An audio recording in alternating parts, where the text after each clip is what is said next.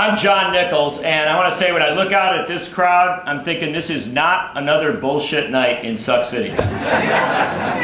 Portland is looking very beautiful to me. And you folks have been absolutely wonderful to us. We've had a great day here over at the university with about 300 folks who came out for a wonderful event there.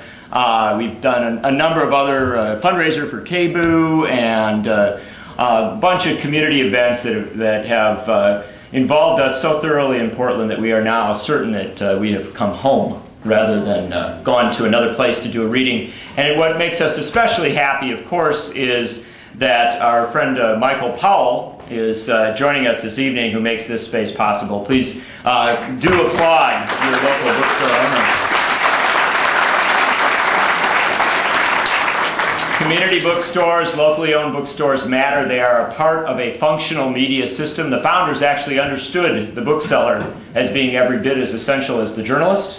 And so we are very, very delighted to be in such a grand space, a temple of literature. We are also amused by the fact that his name is Michael Powell, and we used to deal with someone at the Federal Communications Commission by that name. If only he had been the chairman. What a different moment that it would have been. Let us also note with great pleasure that we're joined this evening by the person that makes Bob McChesney and myself look good. Bob and I, about better part of seven years ago, founded an organization called Free Press. It's the nation's media reform network. It's been very, very involved in all the issues of media policy in this country.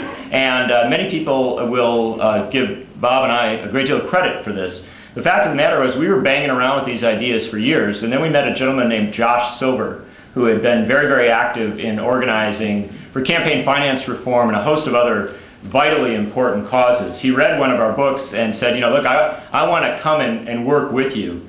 In fact, now we work for Josh Silver. He is the defining person in Free Press, and we're very honored to have him with us this evening.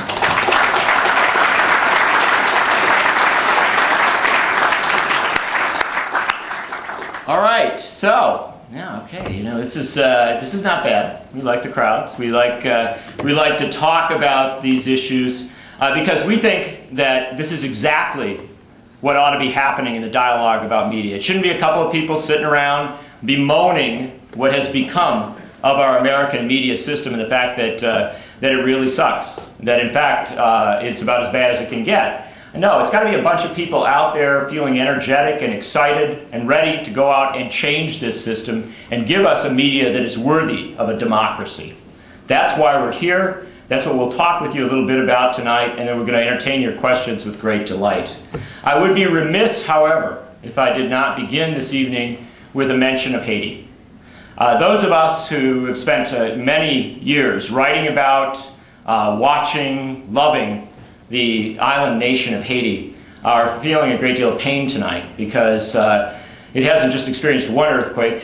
Overnight, last night they experienced a second.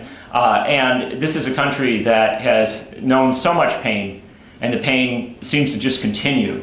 I don't bring up Haiti merely because I think that you should be concerned and should be supporting organizations that immediately help to do relief, but also hopefully help in a genuine rebuilding and renewal of this country. Particularly, I would note the California Nurses Association are doing fantastic work. I want to send 8,000 American nurses to Haiti to deliver primary health care immediately. CNA online. But I mention Haiti because it is also a media issue, and there's simply no question of it. The Columbia Journalism Review, after the earthquake hit, did a survey of all the foreign correspondents who were on the ground in Haiti on the day the earthquake occurred. And it didn't take long. There was one. He was a reporter, young reporter, very courageous, very terrific guy from Associated Press who had recently arrived. But one reporter is insufficient. One reporter is insufficient for Haiti and also for the United States. It is absolutely indefensible that this remarkable country, so very near, so close to America that if Sarah Palin was here tonight, she could say she'd see it from her house. Country that has given us so many brilliant immigrants, so many people who've added so much to this republic. and also a country that has been such a powerful inspiration to the world. The first slave colony to revolt against its colonial masters, the first independent nation in Latin America, the first nation in the world to be led by black leadership, not a white colonial leadership or white leadership. A remarkable place, and also the poorest nation in the Western Hemisphere, a nation with profound challenges, many of which affect this country, and yet our entire media system can muster one reporter to cover it. Imagine if that reporter, like so many other people who were there for great purposes, had been killed on the day of the earthquake. Haiti would have gone dark, would have been untouchable from an American journalistic standpoint.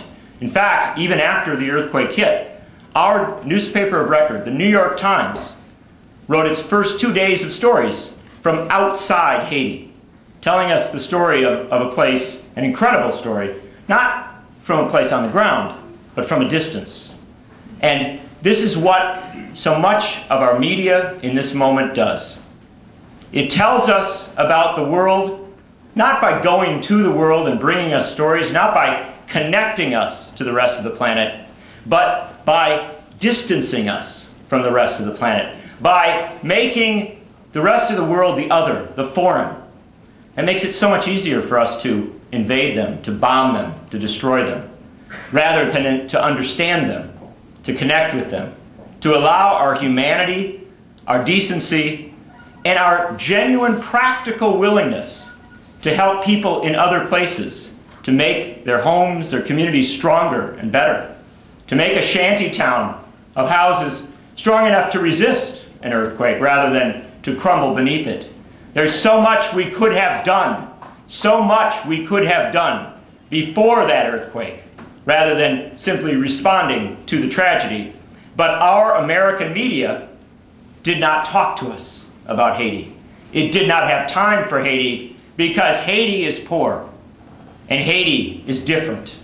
And we have media managers in this country who make their decisions about where the story is, about what matters, not based on the reality of the place, not based on the news potential, not based on what Americans need to know, but based on expense. Oh, it costs too much money to set somebody up covering Haiti.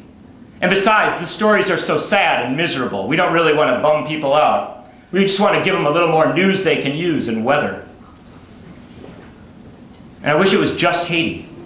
The fact of the matter is that our media is rapidly withdrawing from the whole world. The end of the last year, the Washington Post, the hometown newspaper of America's capital city, announced that it was closing its bureaus in Rio de Janeiro, in Berlin, and in Johannesburg. When they closed that bureau in South Africa, that meant that the Washington Post, this great newspaper, this morning paper of our Congress and our President, that newspaper has not a single reporter from the Cape of Good Hope to the equator. Dozens of African nations, hundreds of millions of people on the most fascinating and most important continent in the world, uncovered, a place gone dark to America. And yet we are asked as citizens every day to choose leaders, to make decisions. We, our own governors, as the founders intended, that will affect every one of those countries in Africa, that will affect those people.